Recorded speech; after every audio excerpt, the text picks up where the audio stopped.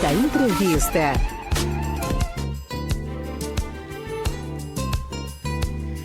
Você já ouviu falar em seletividade alimentar? Ainda não? Sim, vai conhecer um pouquinho mais sobre essa temática na nossa conversa agora com a nutricionista Ana Carla Martins, que está comigo aqui ao vivo. Seja muito bem-vinda ao nosso programa. Obrigada, bom dia. E vamos falar sobre esse assunto porque é um assunto relevante, Ana Carla. Explica pra gente o que é a seletividade alimentar e por que ela não pode ser considerada aí apenas uma frescura ou birra das crianças. Bom, a seletividade alimentar é quando a criança deixa de comer, né? Exclui uma categoria de alimentos, pode ser frutas, verduras. Tem crianças que deixam de comer carnes, né? O pai tem que ficar atento a esses sinais. A birra, se o pai souber conduzir da maneira correta, com o passar do tempo a criança vai aceitar o alimento. E a seletividade não. Com o passar do tempo ela só vai piorando, a criança vai tornando mais aversiva àquele alimento, né? Então o pai tem que ficar atento a esses sinais que a criança dá, né? Uhum. Então vamos ajudar os nossos ouvintes a identificarem melhor aí os sinais da seletividade alimentar em criança. Além desse que você falou, quais outros sinais é bom ficarmos atentos? É aquela criança que não aceita de maneira nenhuma nenhum tipo de alimento novo.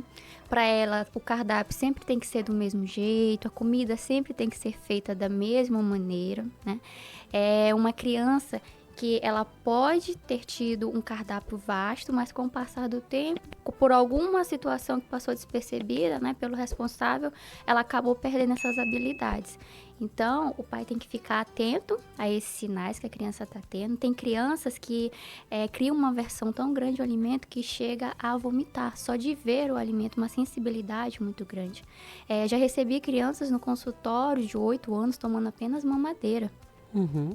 Então, o pai tem que ficar de olho nessas situações para procurar um especialista o quanto antes, né? E você já entrou aí já na próxima pergunta da nossa entrevista, não é?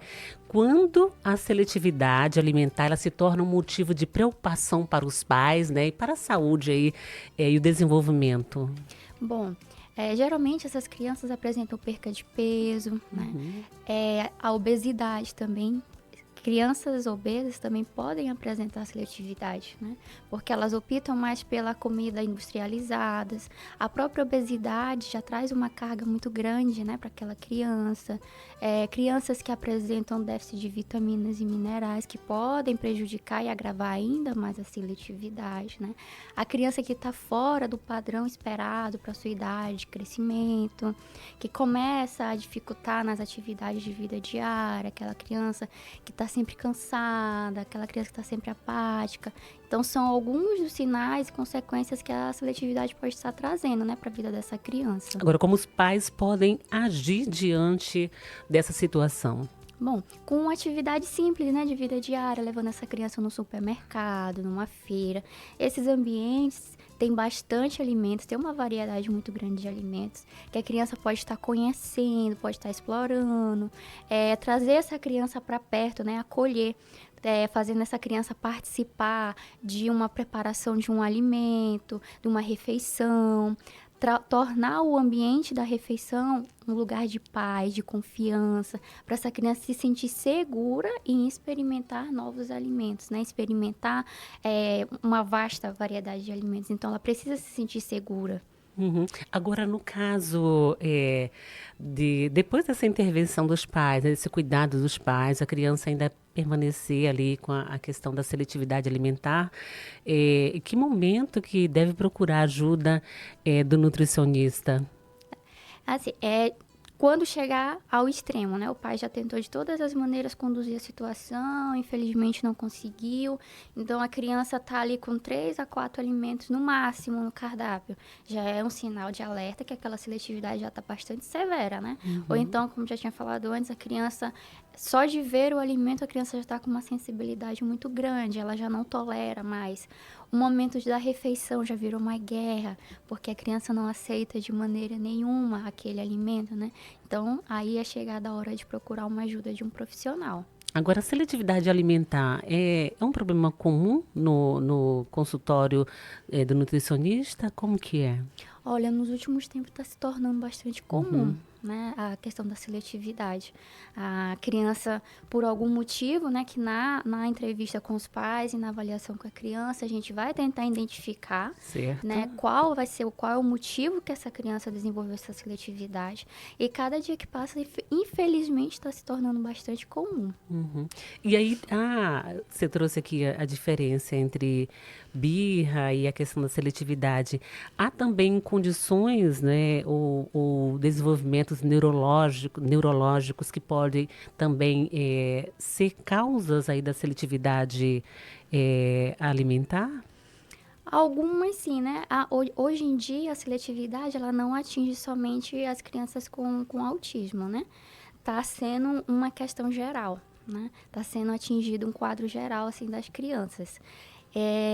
Por conta de fatores, às vezes, fisiológicos, a criança está com algum desconforto estomacal, com azia, fatores sensoriais, né, que a criança, por algum motivo, desenvolveu, que a gente vai estar investigando na anamnese, né, fatores emocionais também, devido, né, a alguma situação que pode ter acontecido, desencadeado, e aquela criança deixou de comer. Então, existem vários tipos de fatores que a gente precisa investigar, né, na anamnese com os pais, na avaliação com a criança, para a gente tentar entender o que de fato por que essa criança desenvolveu essa seletividade.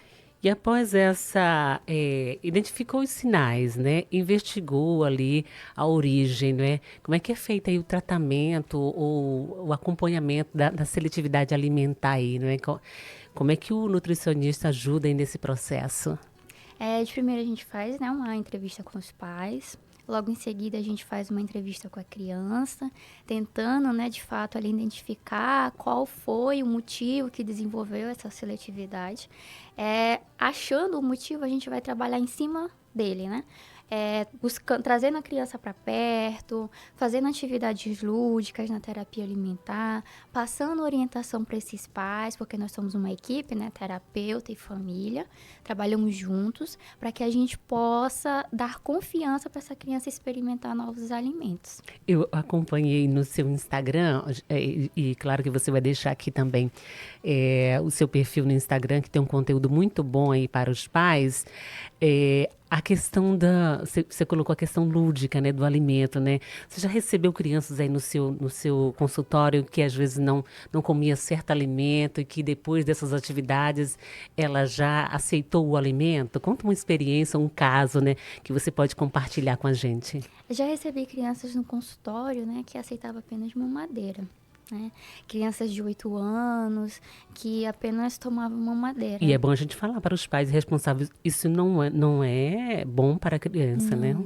Infelizmente, porque aí é uma criança de 8 anos que ela só toma mamadeira, ela não vai estar com o aporte nutricional correto para a idade dela, né? E por consequência vai ter atrasos. Uhum. Essa criança com apenas 8 anos, a gente começou trabalhando com as frutas, né? De forma lúdica com ela, fazendo brincadeiras, trazendo para ela que tivesse a confiança para ela experimentar novos alimentos. É isso que a gente trabalha no consultório, né? A confiança da criança para que ela consiga experimentar novos alimentos. Depois de várias tentativas, de várias brincadeiras, essa criança aos poucos foi aceitando. Ela aceitava pedaços mínimos, né? Até chegava a comentar com a mãe: olha, ela tá aceitando um pedacinho bem pequenininho, mas para quem não comia nada já é um avanço muito grande. Então, cada pequena conquista do seu filho é uma vitória. Né? E aos poucos a gente vai quebrando.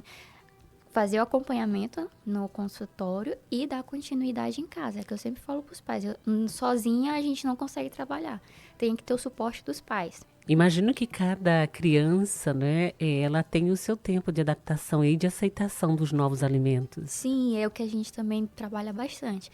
Cada criança tem seu tempo. O que a gente faz é trabalhar que a criança ganhe confiança para no momento dela, ela vá e aceite o alimento. Não a gente forçar. Nós, enquanto terapeutas, e nem os pais. A gente trabalha o ambiente, deixa o ambiente seguro para essa criança, um ambiente confortável para que no momento certo, que ela se sentir confortável, ela vai lá e experimente esse alimento. Perfeito. Para finalizar aqui nossa conversa, né, com a nutricionista Ana Carla Martins, qual é a mensagem, o recado que você deixa para os pais que, a partir da nossa entrevista, identificaram aí que a sua criança, que um sobrinho, que o filho está passando aí pela questão da seletividade alimentar? Qual recado você deixa?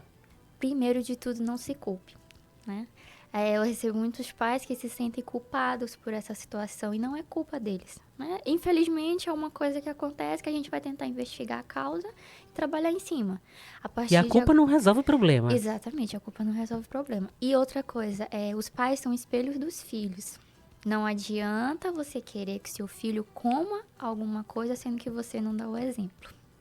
Recado importantíssimo, né? Agradeço a sua participação aqui no Manhã Viva. Muito obrigada, adorei as informações e claro que vai voltar outros momentos, né? Obrigada, sim, com certeza. Descontração, informação e muita música. Manhã Viva com Rejane Silva.